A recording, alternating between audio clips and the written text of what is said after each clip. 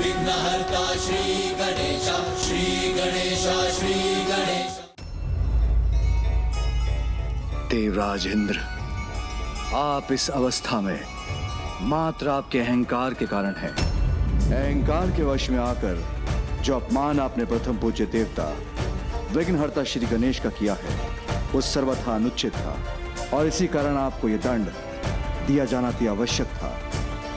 मुझे आशा है कि अब संसार ये सदा स्मरण रखेगा, अहंकार ही सबसे बड़ी आत्मघाती शक्ति है।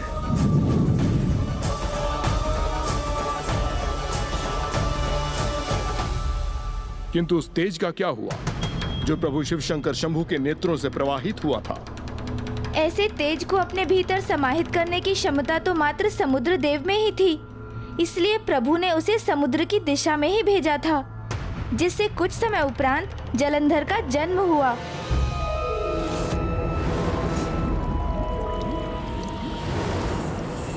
वो एक भिन्न कथा है, किंतु प्रभु अवधूत की इस कथा से उनके द्वारा स्थापित किया गया जीवन सूत्र तो स्पष्ट था कि जो भी व्यक्ति अहंकारवश स्वयं को अत्यंत उच्च समझता है, उसे उतनी ही तीव्रता से अपने घुटनों पर आते हुए देखना पड़ता है। और तब भी यदि कोई अपनी भूल को समझ ना सके, तो इसका एक ही अर्थ है कि उसकी आत्मा ही भस्म हो चुकी है और वो व्यक्ति आत्मविहीन, आत्मघाती जीवन व्यतीत कर रहा है। तो आइए अब हम प्रभु अवधूत की स्तुति कर उनके दर्शन की कामना करें। गौरीपुत्र नहीं,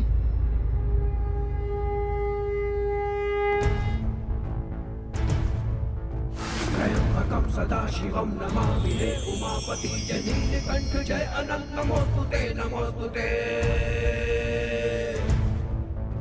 हो भोलेनाथ भक्त के हो कष्ट से निवारते, ये सृष्टि सारी संकटों से शिव ही है उबारते। दर्शन प्रभु के करने को कैलाश इंद्र जब गए, अवधूत रूप ले शिव जी राम अवतरित हुए। कारण विनाश का है अहंकार ये समझा दिया, सीख दे के इंद्र को शिव जी ने क्षमा किया। ओम नमः शिवाय, ओम नमः शिवाय, ओम नमः शिवाय, ओम नमः शिवाय, ओम नमः शिवाय, ओम नमः शिवाय, ओम नमः शिवाय, ओम नमः शिवाय।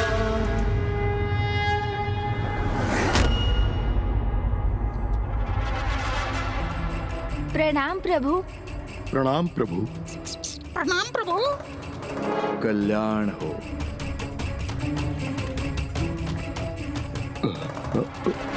नागेंद्रहाराय त्रिलोचनाय भस्मांगरागाय महेश्वराय नित्याय शुद्धाय मैं तो इनकी दृष्टि से प्रभु के आत्मलिंग को छिपा रहा था, किंतु ये तो स्वयं ही प्रभु अवधूत के समक्ष आ गया। सत्य सदैव उजागर हो जाता है लंकेश, वो कभी छिपा नहीं रहता। अहंकारी को उसका अहंकार उसकी वास्तविकता से परिचित कराता है,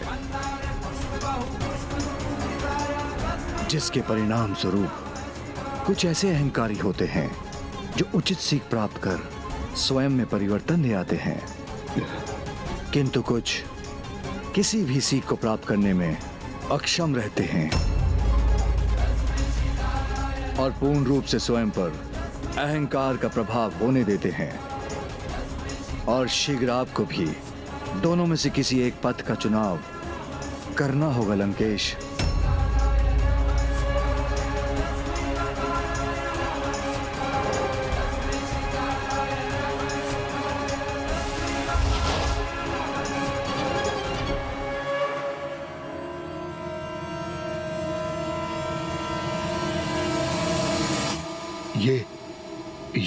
ये क्या कहा प्रभु अवधूत ने? क्योंकि लंकेश रावण तो सदा उचित मार्ग पे ही चलता है, इसलिए किसी को भी मेरी चिंता करने की कोई आवश्यकता नहीं। दशानन का अहंकार तो प्रभु के सुझाव को भी नहीं समझना चाहता। क्या हुआ मूषक जी?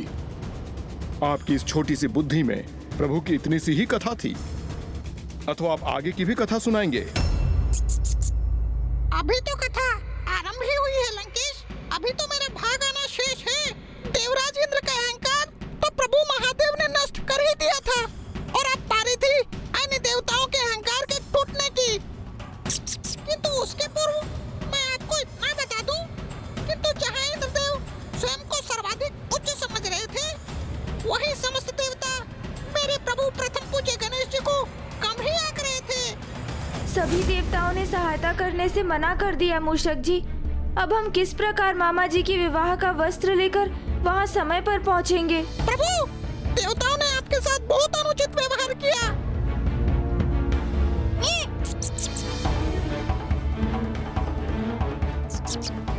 इन्होंने मेरे प्रभु का अपमान किया है, इसलिए अब वहाँ पहुँचकर भी न तो किसी को अग्र स्थान प्राप्त होगा और न ही प्रभु श्री हरि नारायण की बारात ही आगे बढ़ सकेगी।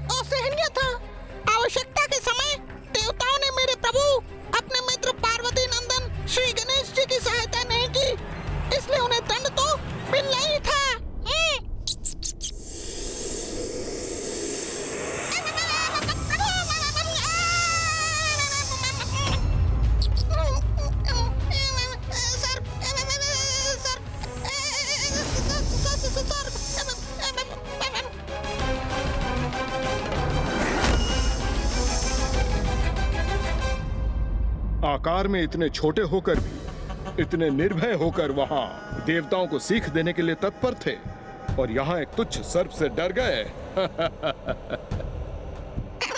आपने सत्य कहा। मैं तो एक साधारण मूषक ही हूँ लंकेश। मेरे साहस का आधार तो मेरे प्रभु श्री गणेश की कृपा ही है। उनके बिना तो मैं कुछ भी नहीं। तो अवश्य इसके पीछे गौरी पुत्र की ही लीला थी, है ना?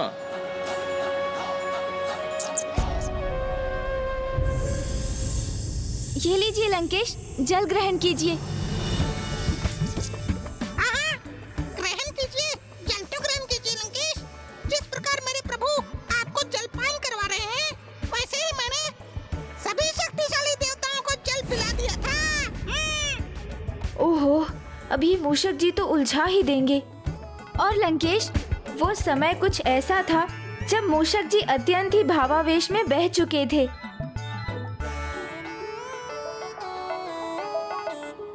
किसी भी सीमा तक जाने के लिए तैयार थे।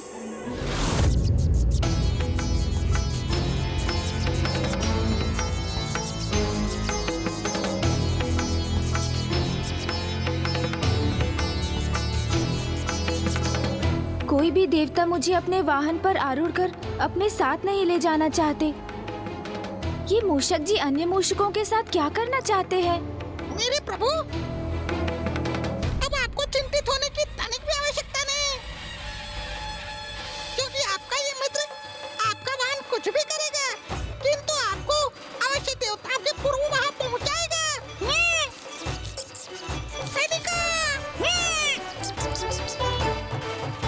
सर्वप्रथम प्रथम पूज्य श्री गणेश ही श्री हरि नारायण की बारात में भाग लेने के लिए पहुंचेंगे आज। मूषक जी अधिक कुछ नहीं, मैं तो मात्र इतना चाहता हूँ कि समय रहते मैं ये वस्त्र मामा जी तक पहुँचा सकूं।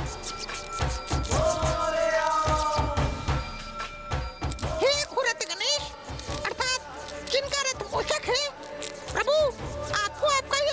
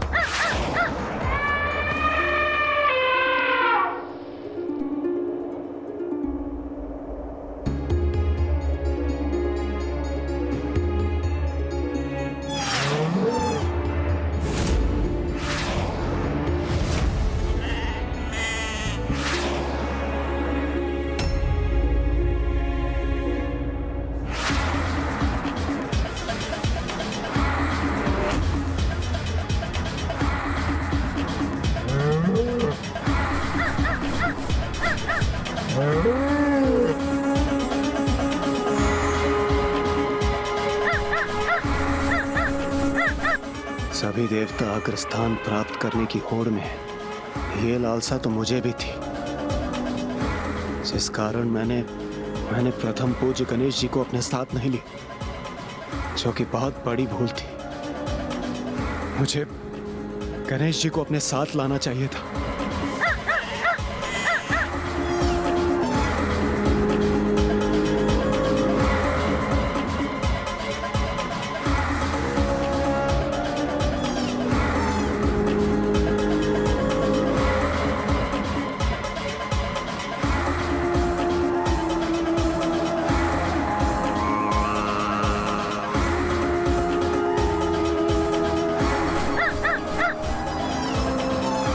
ये तो उचित हुआ जो मैं गणेश जी को अपने साथ लाने पर विवश नहीं हुआ, अन्यथा मैं सभी देवताओं से पिछड़ जाता।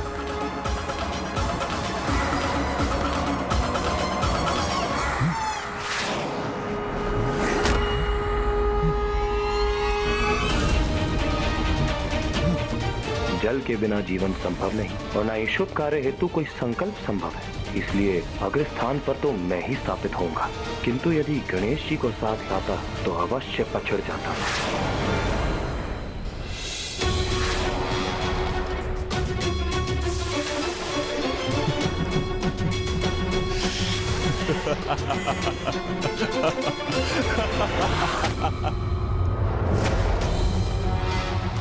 चंद्र के बिना रात्रि में प्रकाश नहीं होता, सागर के जल में संतुलन नहीं रहता, इसलिए अग्रस्थान तो मेरा ही होना चाहिए। किंतु यदि गणेश जी मेरे साथ होते तो मैं अवश्य पिछड़ जाता।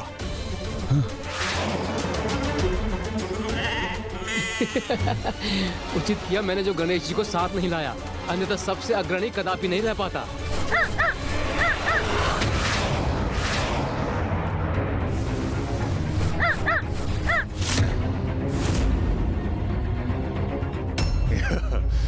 मैं यम जीवन और मृत्यु का निर्धारक हूं, तो अग्रस्थान पर मुझे ही होना चाहिए, और इसी कारणवश मैं गणेश जी को वहीं छोड़कर आगे बढ़ गया।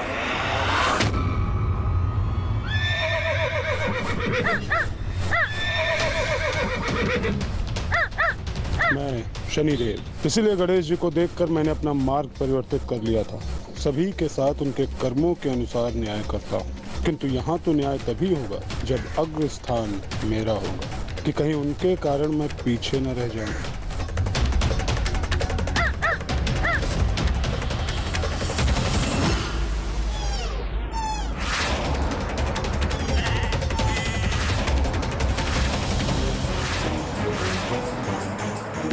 इन सभी देवताओं से भी जो दोष हो रहा है, कहीं उसका भी परिणाम वैसा ना हो जैसा मेरा हुआ।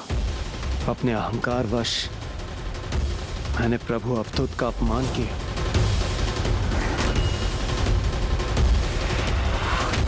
जिस कारण मुझे अपने घुटनों पर आने के लिए विवश होना पड़ा। नहीं, मुझे देवताओं को सावधान करना होगा। रावत,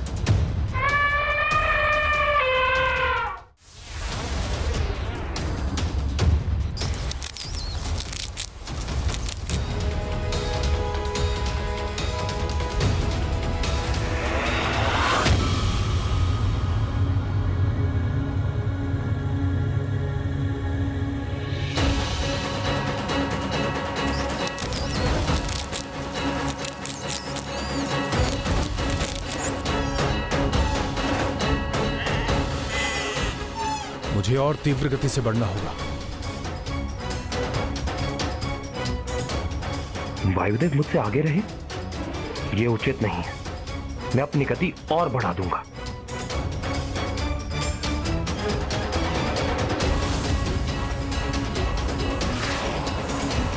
वायुदेव, वरुण देव कितने भी प्रयास कर लें, सर्वप्रथम वहां पहुंचूंगा तो मैं ही।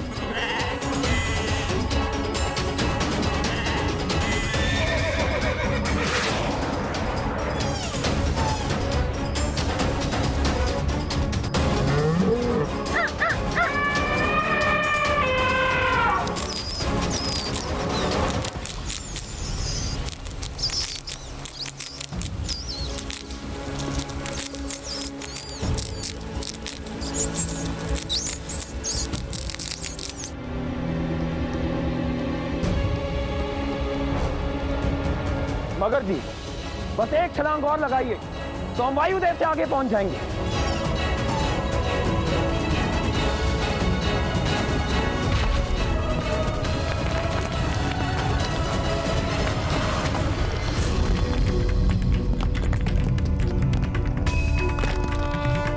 वायुदेव से आगे निकलने की भूल की ना अपने वरुण देव, उसी का ऐसा भीषण परिणाम हुआ है।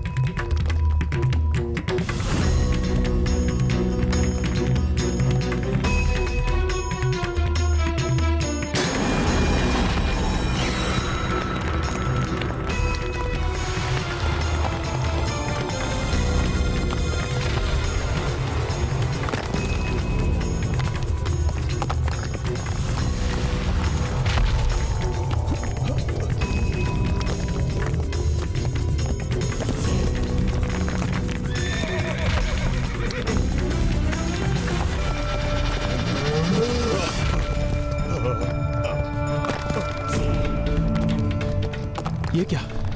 अब तो मेरे आगे की भूमि भी धंसती जा रही है।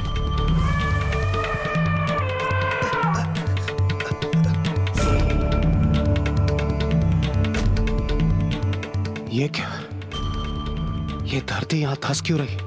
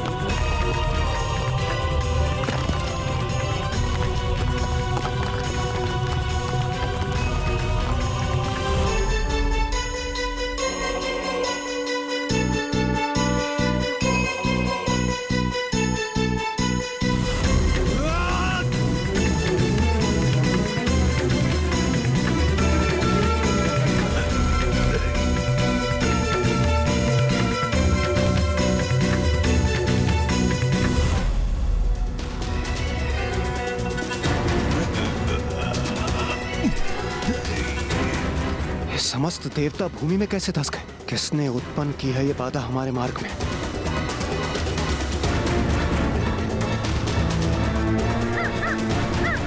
कदाचित आज न्याय होगा और मैं ही पहुंचूंगा सर्वप्रथम प्रभु श्री हरि के निकट।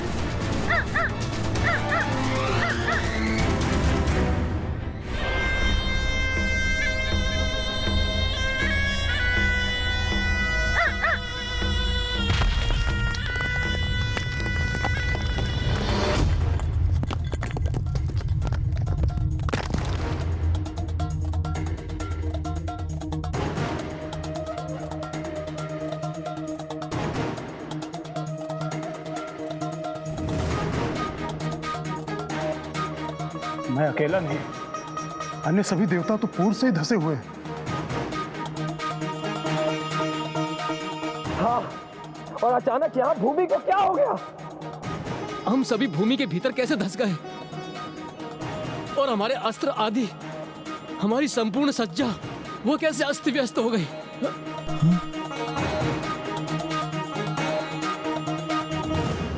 अब हम इस अवस्था में श्रीहरि विष्णु की बारात में भागीदार कैसे बनेंगे? किंतु हमारी ये अवस्था क्यों और कैसे हो गई?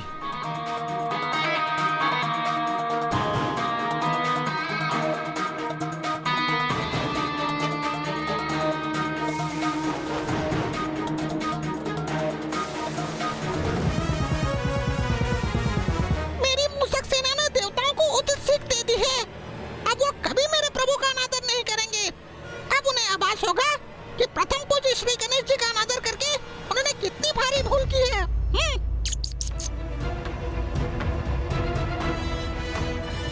प्रभु श्री हरिनारायण के विवाह में ये कैसा विघ्न उत्पन्न हुआ है?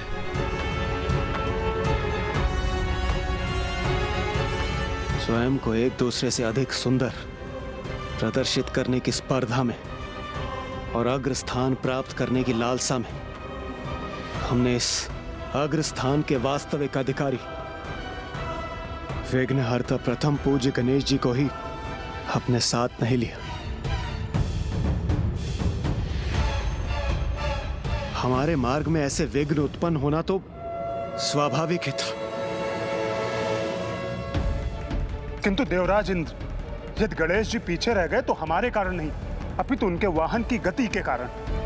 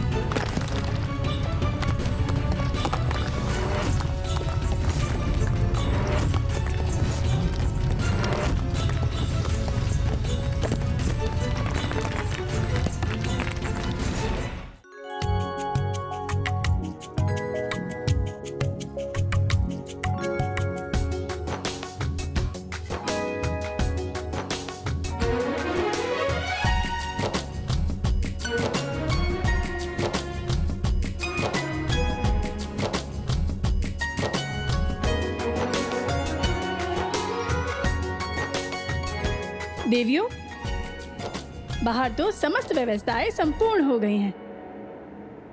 हाँ देवी शची, यहाँ भी सारी व्यवस्था और सज्जा पूर्ण हो चुकी है। अब तो बस मात्र देवी लक्ष्मी का सज्जित होना शेष है। ज्ञात नहीं वो कहाँ है। बारात भी अब पहुँचने ही वाली है। देवी सची, इंद्रदेव तो इंद्रलोक से प्रस्थान कर गए थे ना? देवराज इंद्र, आप भी मुझे अपने वाहन ऐरावत जी पर अपने साथ ले चलिए ना। पार्वती नंदन, आपको अपने साथ ले चलने का स्थान कहाँ है मेरे पास? और वैसे भी देवराज इंद्र हूँ मैं, और मेरा वाहन कोई सार्वजनिक वाहन नहीं है। ऐरावत,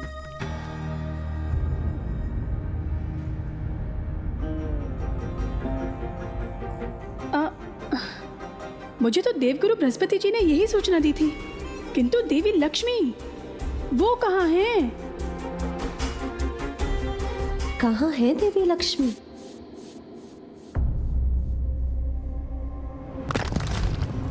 प्रभु श्री हरिनारायण तो अपने रथ पर आरूढ़ नहीं है, तो फिर वो कहाँ है?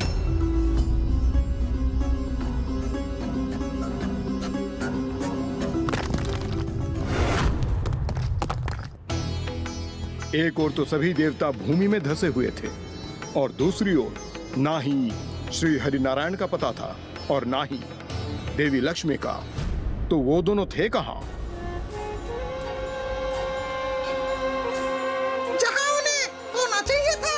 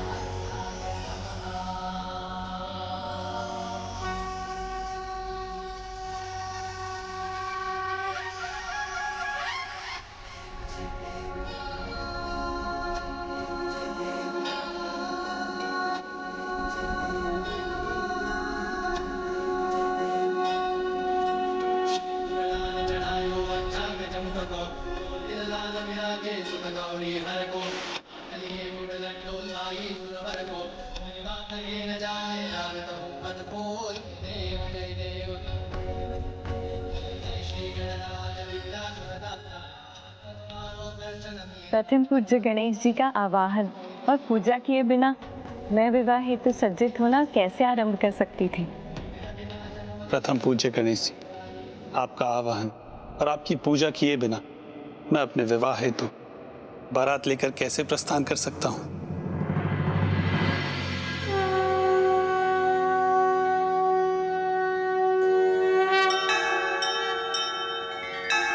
हे हेरंब त्वमे ह्योहि ह्यंबिका त्रयंबकात्मज सिद्धि बुद्धि पते त्रयक्ष लक्ष्य लाभ पितुः पितः नागस्यं नागहारं त्वं गणराजं चतुर्भुजं भूषितं स्वायुधोतव्यः पाशाङ्कुशपरश्वतः आवाहयामि पूजार्थं रक्षार्थं च मम कृतः इह गत्य गृहाण त्वं पूजां यागं च रक्ष मे।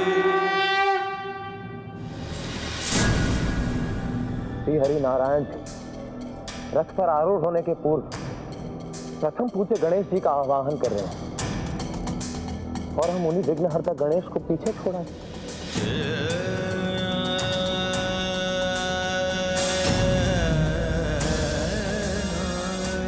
मुझे भी अपने वाहन मगर पर आरूढ़ कर अपने साथ ले चलिए।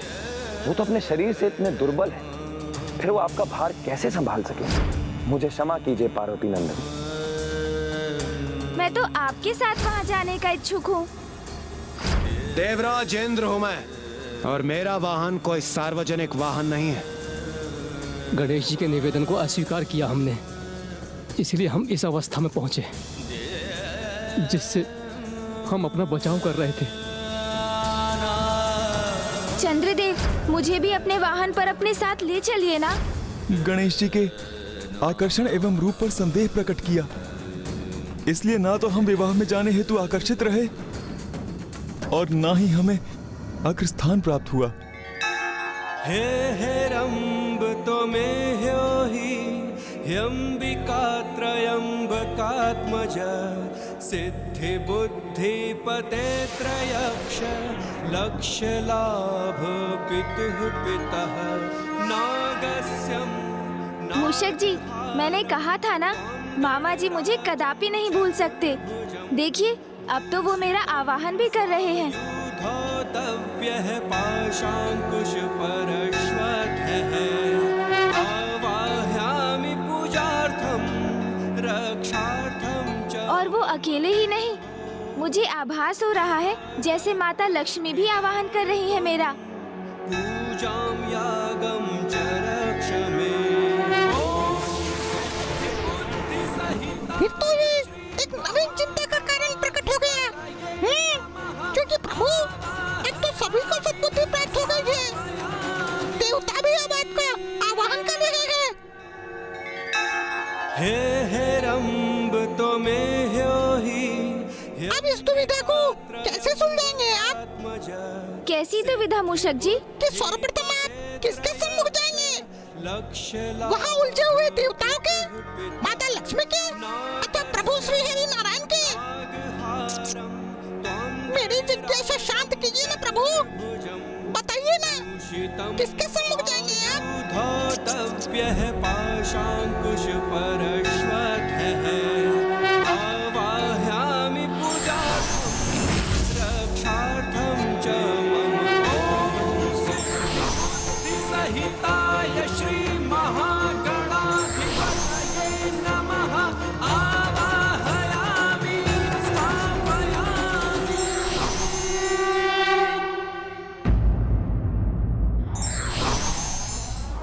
उत्तरदायित्व कभी व्यक्ति की क्षमता देखकर नहीं आता, किंतु जब आता है तो व्यक्ति को अपनी क्षमता सिद्ध कर देनी चाहिए।